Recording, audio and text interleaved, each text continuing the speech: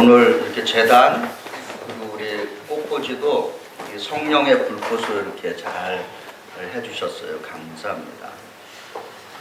사도행전 2장 1절부터 13절의 말씀으로 내 믿음의 오순절 성령 강림이라는 주제로 하나님의 말씀을 증거하겠습니다. 오늘은 저희들이 오순절 성령 강림 주일로 지킵니다. 그리고 또 오늘은 우리 감리교회 창시자 요한 웨슬리가 1738년 5월 24일, 오늘이 5월 24일입니다. 5월 24일에 영국 런던의 올더스 게이트에서 성령의 능력으로 구원의 확신을 얻고 거듭남을 체험한 웨슬리 회심 277주년이 되는 주일이기도 합니다. 성령 강림 주일을 영어로 펜티코스트라고 그렇게 말하고 있습니다. 이 펜티코스트는 그리스어로 50제에 해당한다라고 하는 그런 뜻이 있습니다. 원래는 유대인들의 추수감사절에 해당하는 날인 것입니다. 유대인들에게는 3대 명절이 있는데 유월절, 오순절, 장막절이라고 그렇게 알려진 3대 명절이 있습니다. 서기 30년 예수께서 이제 부활하시고 40일째 하늘로 승천하셨습니다. 그리고 제자들에게 기다리라 그랬습니다. 위로부터 오는 성령의 능력을 기다리라 그랬습니다. 그래서 50일째 되는 오순절날 예수님의 제자 120명이 모여서 함께 합심해서 기도하던 마가의 다락방이라고 그러죠. 마가의 다락방에 우리의 시간으로 오전 9시경에 성령이 바람같이 불어왔고 성령이 불같이 임하게 됐습니다. 그래서 제자들이 성령 세례를 체험하고 성령으로 충만하게 되었습니다. 그래서 이날 그 성령이 각 사람에게 그리고 공동체에게 기름 부어주신 날이라 그래서 오순절 성령 강림 주일이라고 붙이고 있습니다. 그리고 성령 강림 주일이 중요한 이유는 이 성령 강림 주일은 이 지구상에 존재하는 모든 교회의 어머니가 되는 교회, 예루살렘 교회가 최초로 공식적으로 개척된 날이며 창립이 되는 교회 생일입니다. 그래서 최초의 교회는 서기 30년 오순절에 예루살렘의 마가의 다락방에서 창립 멤버 120명이 시작한 교회입니다. 이 오순절 성령 강림 사건으로 시작된 이 어머니 교회, 마더 처치인 예루살렘 교회로부터 지금 이 지구상에 존재하는 모든 교회들이 이제 탄생하게 된 것입니다. 우리 뉴욕 한인교회도 영적인 계보, 족보를 따라가면은 사실은 이 예루살렘 교회와 맞물려 있다라고 하는 것을 깨닫게 됩니다. 왜 그렇게 되냐면은 예수님의 비전이 제자들에게 이어졌고 제자의 비전이 곧 오늘 이 땅에 존재하는 모든 교회들이 계속해서 그 비전을 계승하고 그 비전을 이어가기를 애쓰고 있기 때문인 것입니다. 예수님이 소망했던 교회 그리고 제자들이 꿈꾸었던 그 교회는 성령이 역사하는 교회였고 성령의 능력 안에 있는 교회였고 성도들이 성령의 능력을 경험하는 교회였고 성령의 능력으로 예수 그리스도를 증거하는 교회였습니다.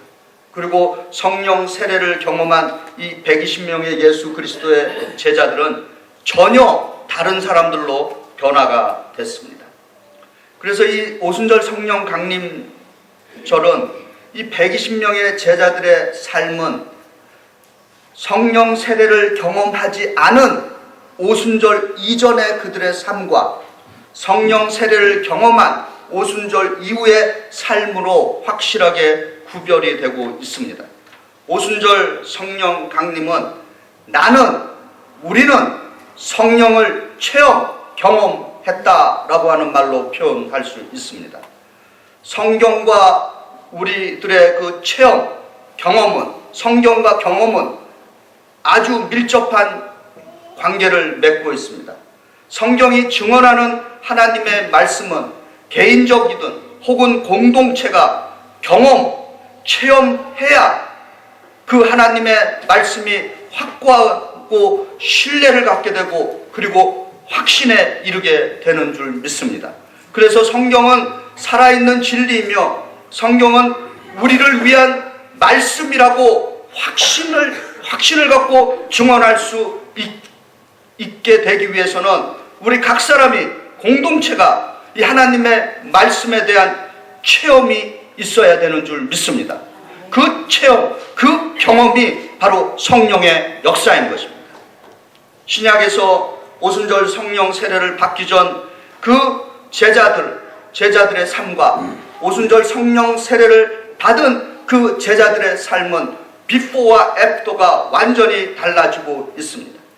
이들이 예수께서 말씀하신 성령 세례를 받기 전에 그들은 숨어있는 제자들이었고 그리고 그들이 모여있던 마가의 다락방은 굳게 닫혀 있었고 두려움에 떨고 있었고 불안과 불확실 속에 살아가던 사람들이었던 것입니다.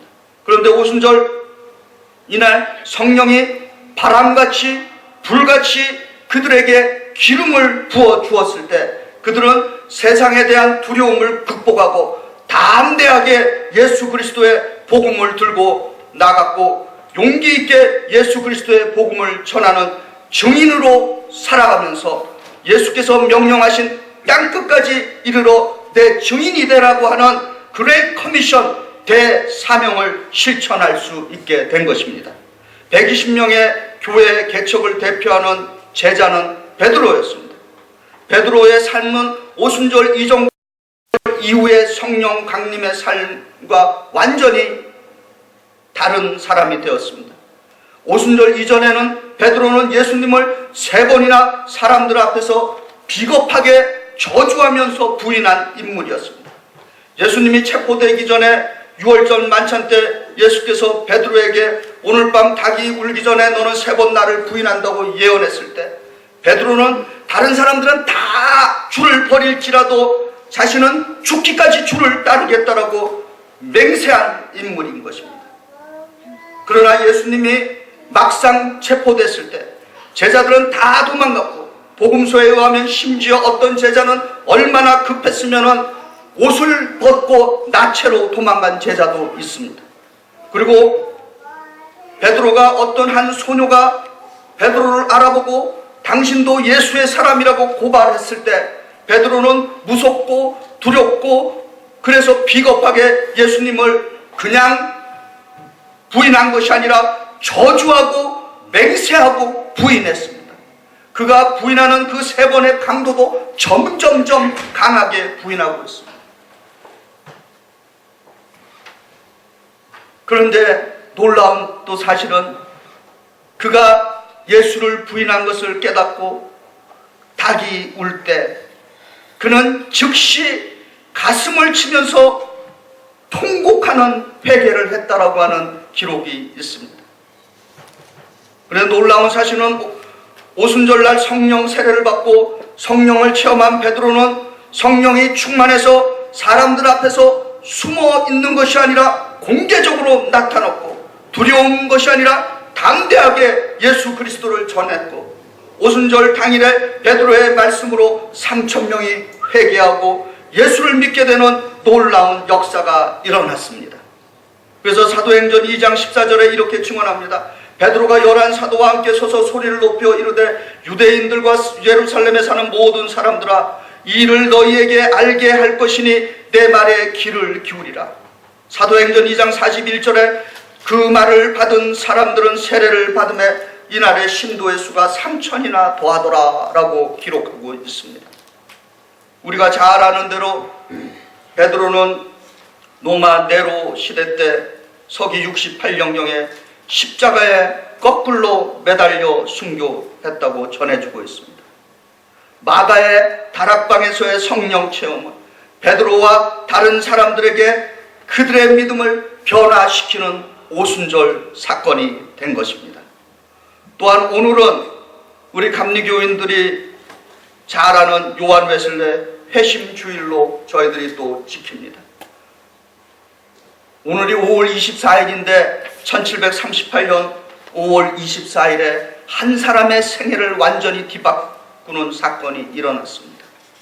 그래서 요한 웨슬레의 생애도 1738년 5월 24일의 이전과 그리고 5월 24일 성령 체험 이후에 그의 삶이 얼마나 달라졌는가를 설명해 드리겠습니다. 웨슬레는 굉장히 철저한 인물입니다. 우리가 메소디스트라 그러는데 영어로 메소디스트는 상당히 규칙적인 사람들이라는 것이죠. 질서가 있는 사람들인 것이죠. 그리고 뭔가 꼼꼼하게 철저한 사람들인 거예요.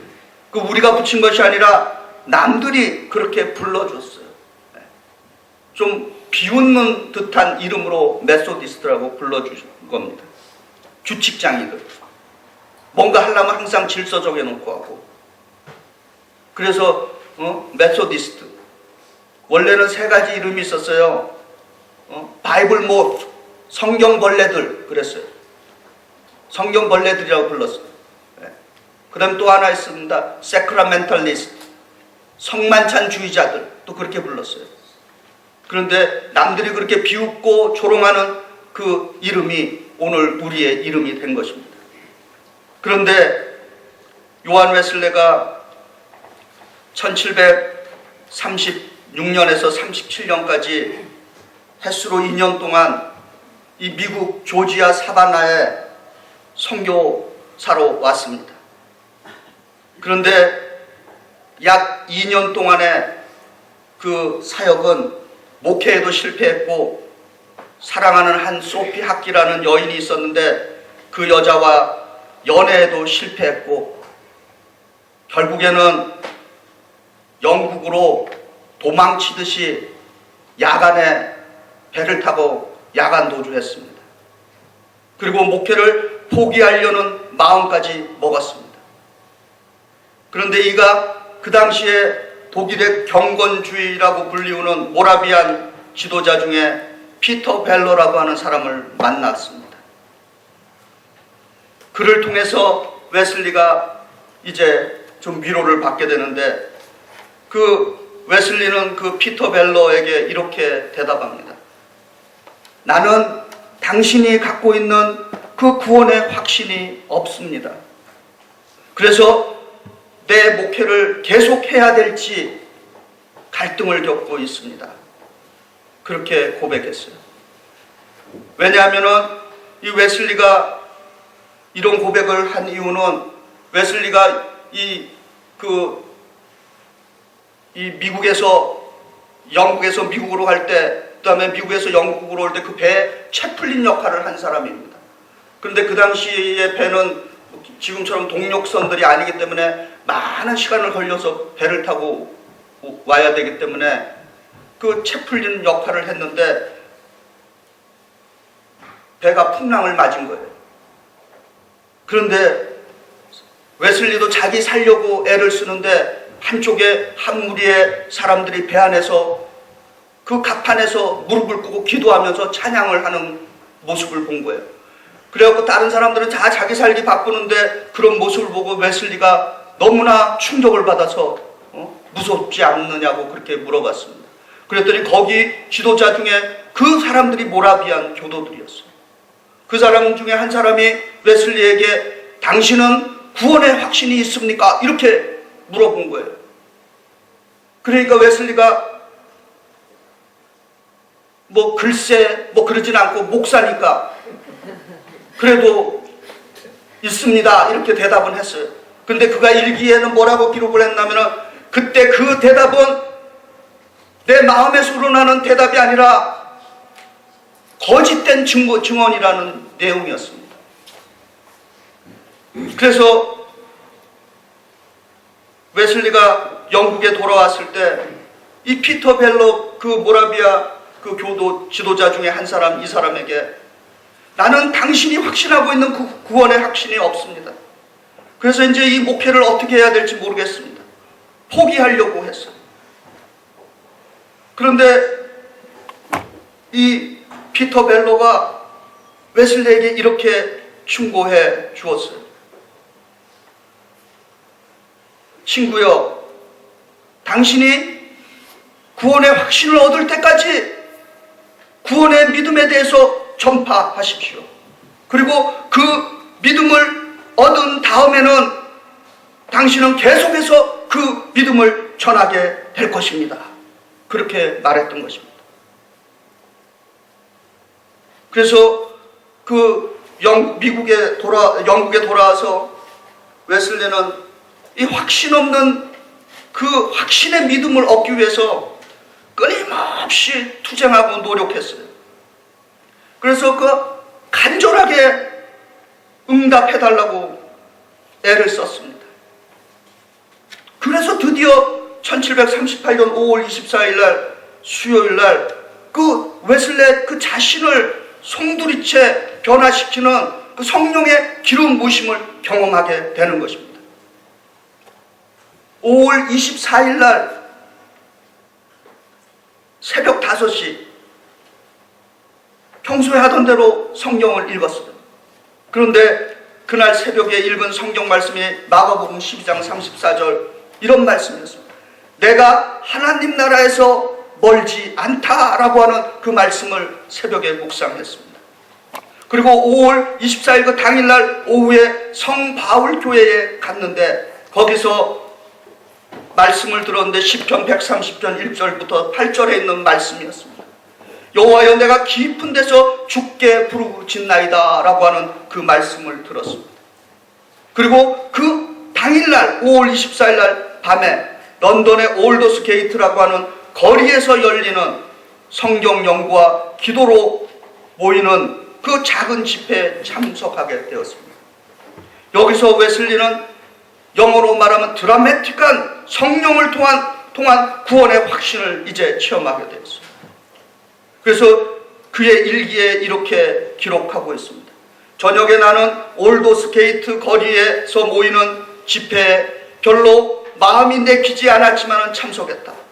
집회에서 어떤 사람이 마틴 루터가 쓴 로마서 서문을 읽어주고 있었는데 오후 8시 45분경쯤 그가 하나님께서 그리스도를 믿는 믿음을 통해서 우리 마음속에서 역사를 일으키시는 변화를 말씀하고 있을 때 내 마음이 이상하게 뜨거워지는 것을 느꼈다.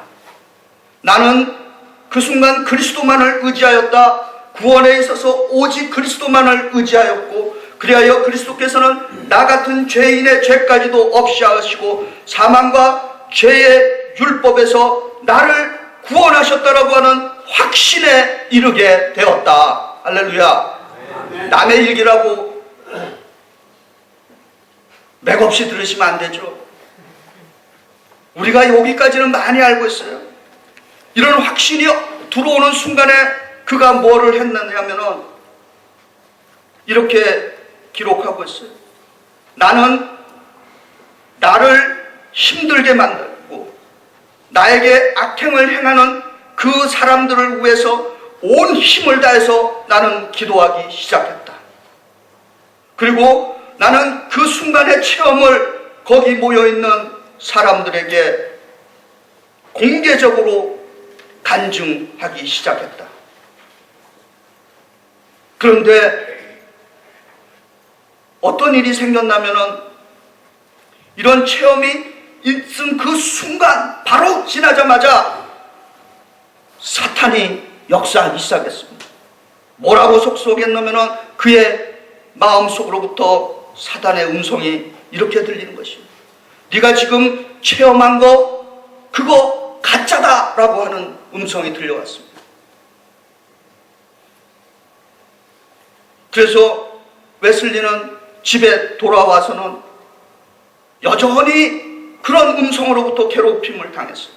유혹이 밀려오기 시작했습니다. 그래서 그가 울부짖어 기도하기 시작했습니다. 그랬더니 그 유혹의 물결이 사라졌어요. 그런데 또 그런 음성이 또 들려오기 시작하는 것입니다. 그럴 때마다 그는 울부짖어 기도할 때마다 그 음성이 떠나갔다라고 기록하고 있습니다. 그러면서 그가 그 5월 24일 날 일기에 이렇게 기록하고 있습니다. 나는 예전에는 율법 아래서 내 능력으로 싸웠노라. 그런데 어떤 때는 이기고 어떤 때는 패배하였노라. 그러나 이제는 성령의 능력 아래서 Now I was always conqueror. 나는 성령의 능력 아래서 이제는 항상 승리자가 되었노라. 할렐루야. 성령 체험이 오기 전에는 자기의 의지로 악한 영과의 싸움에서 어떤 때는 이기고 어떤 때는 패했다는 것입니다. 그러나 성령의 체험을 하고 난 후부터는 이제는 항상 그 유혹이 온다 할지라도 그는 승리자가 될 수 있었다는 것입니다. 그래서 이 1738년 5월 24일 올드스게이트 그 집회는 요한 웨슬레 그 한 개인에게는 그의 생애의 오순절 사건이 된 것입니다. 이 올드스게이트 이 성령 경험은 이제 요한 웨슬레의 목회를 달라지게 했고, 이 올드스게이트 그 성령 체험은 감리교회 부흥운동으로 이어지게 된 것입니다. 그리고 이 올드스게이트 이 성령 체험 후에 그가 첫 번째로 6월 첫 주에 공식적으로 한 설교가 에베소서 2장 8절에 있는 말씀으로 믿음으로 얻는 구원이라고 하는 제목으로 설교를 했습니다. 그는 그 설교에서 이렇게 말했어요. 믿음이란 머릿속에서만 맴도는 생명이 없는 차디찬 동의가 아니다. 그리고 믿음이란 어떤 이론과 같은 사변적이고 합리적인 것이 아니고 마음의 경험이다 라고 그렇게 말씀했던 것입니다. 그래서 우리가 잘 아는 대로 요한 웨슬레는 세계는 나의 교구다 라고 하는 사명을 가지고 50년 동안 말을 타고 다니면서 그가 말을 타고 전도한 거리가 25만 마일로 기록되어 있습니다. 그게 환산을 하면 지구를 10바퀴 돈 거리랍니다. 그리고 그가 50년 이상 그는 한 번도 걸러보지 않고 새벽 4시에서 4시 반 사이에 일어나 새벽 기도하고 설교를 했습니다. 그래서 그는 한평생 4만 번의 설교를 한 것으로 기록되어 있습니다. 그래서 요한 웨슬레는 1791년 3월 28일 88세의 나이로 운명했는데 그가 살아생전에 했던 그 유명한 말들이 몇 가지 있습니다. 첫 번째, The world is my parish. 세계는 나의 교구다 라고 하면서 하나님의 말씀을 선포했어요. 그리고 운명 직전에 그가 남긴 아주 유명한 말 몇 가지가 있습니다. 그 첫 번째는 The best of all is God is with us. 무엇보다도 가장 좋은 것은 하나님이 우리와 함께 하심이라. 또 그가 이런 말을 남겼어요. 죽기 직전이에요. 하나님은 그의 일꾼들을 장사 지내시나 하나님의 사역은 계속된다라고 하는 말을 남겼습니다. 그가 운명했을 때 이 미국과 영국에는 10만 명 이상의 감리 교도들이 생겨났고, 그래서 어떤 역사가는 이렇게 평가합니다. 프랑스는 피해 혁명이 있었지만은 영국은 요한 웨슬레로 인해서 복음의 혁명이 일어났다라고 논평하고, 왜 우리는 예수님의 제자들처럼 그리고 웨슬리처럼 우리의 믿음의 오순절 이 경험, 성령의 세례, 성령의 기름 부으심, 성령의 능력을 경험해야 하겠습니까? 성령의 능력을 경험하지 못하는 교회는 그야말로 건물의 교회이고 모양만 있는 것이고 이름만 있는 교회가 되는 것입니다. 믿음의 사람들은 죽으나 사나 성령의 능력 안에 살아야 하고, 그래야 세상에서 승리하며 세상을 변화시킬 수 있는 것입니다. 오늘 본문 사도행전 2장 2절부터 4절은 성령의 그 초자연적인 능력이 120명의 제자들에게 임했는데 세 가지의 경험을 세 가지의 체험을 이렇게 이야기하고 있습니다. 2절입니다. 호련히 하늘로부터 급하고 강한 바람 같은 소리가 있어 그들이 앉은 온 집에 가득하다. 제자들은 바람과 같은 성령을 체험했습니다. 그 성령은 그들의 삶의 두려움을 확 날려버렸습니다. 그리고 그 성령으로 인해서 마가의 닫힌 다락방의 문은 활짝 열리게 되었던 것입니다. 마찬가지로 성령은 우리 인생의 두려움, 내 인생의 두려움을 날려버리는 것입니다. 그리고 이 성령의 바람은 답답한 내 인생을 시원케 만드는 바람인 줄 믿습니다. 3절에 이렇게 말합니다. 마치 불의 햇처럼 갈라지는 것들이 그들에게 보여 각 사람 위에 하나씩 임하였다. 성령의 불은 제자들을 복음의 열정으로 타오르게 만들었습니다. 마찬가지로 성령은 우리의 인생, 내 인생을 뜨겁게 만드는 에너지와 열정으로 넘치게 하는 줄 믿습니다. 모든 성공하는 사람들에게 요구되는 그 필수 조건 중에 있어도 되고 없어도 되는 그런 선택 상황이 아니라 꼭 있어야 되는 그 필수, 그 리더십의 조건이 뭔지 아십니까?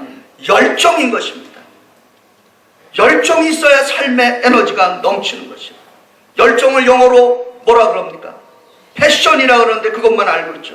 또 하나의 열정이 있죠. enthusiasm이라고 하는 단어가 있습니다. 이 enthusiasm이라고 하는 것은 히라보에서 유래하는데 히라보의 n이라고 하는 단어는 안에 있다는 뜻이고 테오스, 하나님. 그래서 이 히라보 엔테오스에서 영어의 enthusiasm이 나왔는데 결국은 그 말은 하나님 안에, 열정은 하나님 안에 있어야 진정한 열정으로 나타난다는 것입니다. 4절에 또 이렇게 얘기합니다. 그들이 다 성령의 충만함을 받고 성령이 말하게 하심을 따라 다른 언어들로 말하기 시작하니라. 물론 이것은 방언이죠.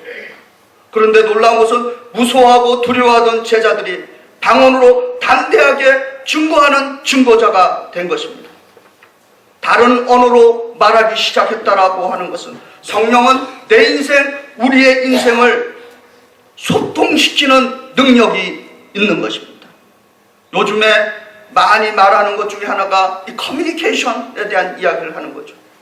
성령은 위로는 우리로 하여금 하늘과 우리를 소통하게끔 해주는 능력인 것입니다.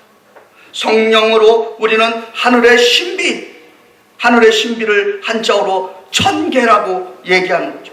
이 천계의 비밀을, 하나님의 뜻을 알게 해주는 것입니다.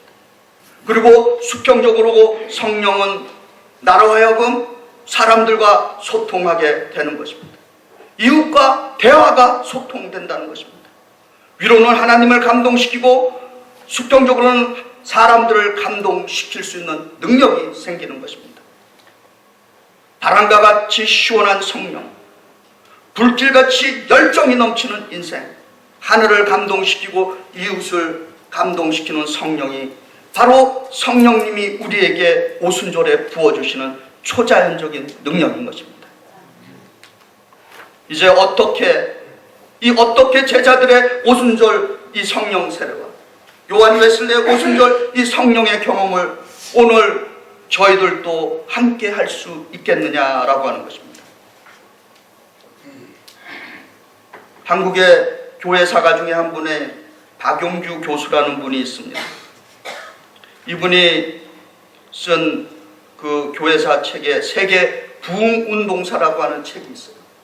이 책은 초대교회에서부터 해갖고 거의 2000년대까지를 커버하는 분량이 900페이지 이상 되는 책을 성령 역사를 연구한 책입니다. 이 책에 의하면은 서기 30년 오순절 성령 강림 이래 그리고 현재까지 모든 성령의 역사에는 일관된 패러다임이 있다는 것입니다. 그 일관된 패러다임은 말씀과 회개와 기도가 있는 곳에 성령께서 기름 부어 주셨다는 것입니다. 그리고 개인이 변하고 공동체가 변하고 그래서 그들의 영적인 각성인 회개를 통해서 사람들의 인생이 변하고 그들의 인생이 사회를 변화시키는 사회를 개혁하고 그리고 그 사회 개혁의 결과로 교회의 부흥이 일어났다는 것입니다. 과연 어떻게 우리도 제자들의 이 오순절, 웨슬레의 이 오순절인 성령을 경험할 수 있겠습니까? 이 박용규 교수가 부흥을 가져오는 이 성령의 역사를 위해서 그가 연구를 통해서 몇 가지를 제시하고 있습니다. 이분이 생각하는 것 중에 저도 그렇게 확신하고 있는 것, 그리고 성경과 일치되는 것을 소개해 드립니다. 그것은 단순한 소개가 아니라 우리 모두 실천을 위한 결단을 위해서 말씀을 드리는 것입니다. 첫째로 성령 체험을 위해서 힘써서 합심해서 기도해야 하는 것입니다. 사도들은 이 성령 체험을 위해서 합심해서 한 마음으로 기도하는 가운데 성령 세례를 경험하게 되었습니다. 우리 각자도 성령을 사모해야 하며 성령을 부어달라고 간절히 기도해야 될 줄 믿습니다. 요한 웨슬레도 성령의 이 체험을 위해서 무려 35년간이나 애쓰고 투쟁하고 강구한 인물인 것입니다. 성령 받고 안 받고 주고 안 주고는 하나님의 주권적인 파워인 것입니다. 그렇다고 해서 이 하나님의 주권적인 파워가 맹놓고 멍하게 있는 사람들에게 주는 것은 아닌 것입니다. 이 하나님의 주권적인 파워는 힘써서 사모하고 힘써서 강구하는 개인과 교인에게 부어주시는 선물인 것입니다. 그래서 누가복음 11장 13절에 너희가 악할지라도 좋은 것을 자식에게 줄 줄 알거든 하물며 너희 하늘 아버지께서 구하는 자에게 성령을 주시지 않겠느냐. 할렐루야. 성령의 체험을 위해서 좀 간절하게 사모하고 힘써서 강구해 보시길 바랍니다. 두 번째로 예수 그리스도의 십자가를 통해서 나오는 회개의 복음을 선포해야 되는 것입니다. 오늘은 너무도 많은 사역자들이 또 교회들이 성공의 복음, 번영의 복음을 외치고 있습니다. 그러나 실제로 기독교가 다시 살 수 있는 길은 십자가를 통해서 회개가 일어나는 복음을 선포해야 될 줄 믿습니다. 오순절 성령 강림절에 베드로의 설교를 들은 사람들은 우리들이 어찌해야 합니까? 라고 탄식을 했습니다. 그때 베드로는 너희가 회개하여 각각 예수 그리스도의 이름으로 세례를 받고 죄사함을 얻으라 그리하면 성령을 선물로 받으리라고 선포했습니다.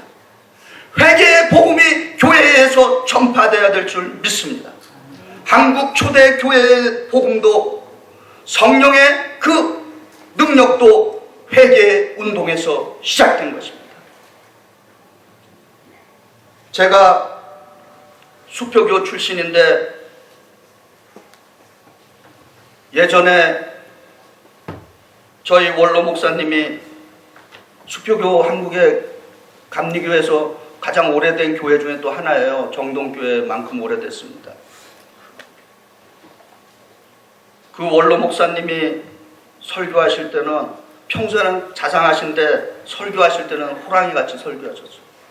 그래서 졸면은 누가 졸고 있으면은 누구를 지적하면 안 되니까 여기 김집사 눈 떠! 실제로 그랬습니다. 졸지 마! 그렇게 얘기했어요. 근데 요즘은 세상이 변해서 얼마나 삶이 힘드시면은 교회 와서 주무십니까? 이해돼요.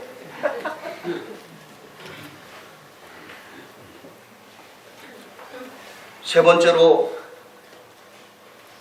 성령 충만함을 경험해야 합니다. 오순절날 120명의 제자들은 성령을 사모했어요. 그리고 성령을 받았습니다. 그리고 그들은 충만함을 경험했어요. 성령 충만한 경험이 없이는 나를 변화시킬 수 없고, 나를 변화시킬 수 없으니까 공동체도 변화가 안 되는 것이고, 그러니 사회도 변화가 되지 않는 것입니다. 그러나 초대교회는 개인의 변화, 공동체의 변화, 세상의 변화로 이어지게 된 것입니다. 오순절날 성령님은 각 개인에게 그리고 그 공동체에게 성령 충만함을 경험케 주었습니다. 그리고 이 성령의 경험을 넘어서 우리는 이 땅에 살아가는 동안 지속적으로 성령 충만함을 부어달라고 간구해야 될 줄 믿습니다. 마지막 네 번째로, 목회자와 교회 지도자들이 먼저 성령을 사모하고 회개하고 은혜를 받고 성령을 경험해야 될 줄 믿습니다. 요한 웨슬레라고 하는 한 사람의 성령 체험으로 영국이 변화되는 놀라운 역사가 일어났습니다. 오늘도 하나님께서는 성령을 부어줄 그 한 사람을 찾고 계십니다. 그래서 역대하 16장 9절에 여호와의 눈은 온 땅을 두루 감찰하사 전심으로 자기에게 향하는 자들을 위하여 능력을 베풀어 주시니라고 약속해 주십니다. 저와 여러분이 하나님께서 능력을 베푸시기 위해서 찾고 있는 그 한 사람이 되게 해달라고 기도해야 될 줄 믿습니다. 지난 2000년 동안 교회의 역사는 성령의 역사이며 성령을 체험한 신앙인들의 역사인 것입니다. 서기 30년에 오순절날 성령의 세례가 제자들에게 충만하게 부어졌습니다. 그리고 요한 웨슬레와 같은 수많은 믿음의 사람들에게 성령이 기름 부어졌고, 지금도 세계 곳곳에서 성령께서는 기름 부어줄 사람들을 찾고 계십니다. 하나님께서 우리 뉴욕 한인교회 성도들에게도 초대교인들이 받았던 그 성령, 웨슬레가 받았던 그 성령을 오늘 우리들에게도 부어달라고 간구해야 될 줄 믿습니다. 성령의 체험으로 영적인 각성이 일어나서 그 영적인 각성인 회개를 통해서 나를 변화시키고 공동체를 변화시키고 세상을 변화시키고, 그래서 그 결과로 교회에 부흥이 일어나도록 간구해야 될 줄 믿습니다. 오늘 이 예배가 우리 각자의 믿음의 오순절의 성령 강림이 되기를 주의 이름으로 축원드립니다. 기도하시겠습니다. 사랑과 은혜가 충만하신 성령 하나님, 서기 30년에 마가의 다락방에 기름 부어주신 그 성령의 능력, 또 요한 웨슬레에게 부어주었던 그 성령의 능력, 오늘 2000년을 살아가고 있는 우리 뉴욕 한인교회 성도들에게도 부어 주시옵소서. 성령이 없이는 우리는 껍데기 인생일 뿐이며, 성령의 능력의 체험이 없이는 우리는 이름만 갖고 있는 성도일 뿐입니다. 주여, 시대를 통해서 제자들에게 부어주신 그 성령의 기름 부으심, 오늘 우리 각 사람에게 임하게 하여 주시옵고, 우리가 사모하게 하여 주시옵소서. 간절히 간구하게 하여 주시옵소서. 그래서 주의 성령의 능력을 받고서 주께서 우리에게 명하신 땅끝까지 이르러 복음을 전하는 사명자의 삶을 살게 하여 주시옵소서. 증인의 삶을 살게 하여 주시옵소서. 항상 이 교회에서 예배 드릴 때마다 성령의 능력이 기름 부었듯이 하는 줄 믿습니다. 우리가 성령에 대한 자각을 갖게 하여 주시옵고, 성령과 친밀하게 하여 주시옵고, 성령과 동행하게 하여 주시옵소서. 그래서 주님, 우리가 예수 그리스도의 이름을 선포할 때마다 성령의 역사 일어나게 하여 주시옵소서. 우리 주 예수 그리스도 이름 받들어 감사하며 기도드리옵나이다. 아멘.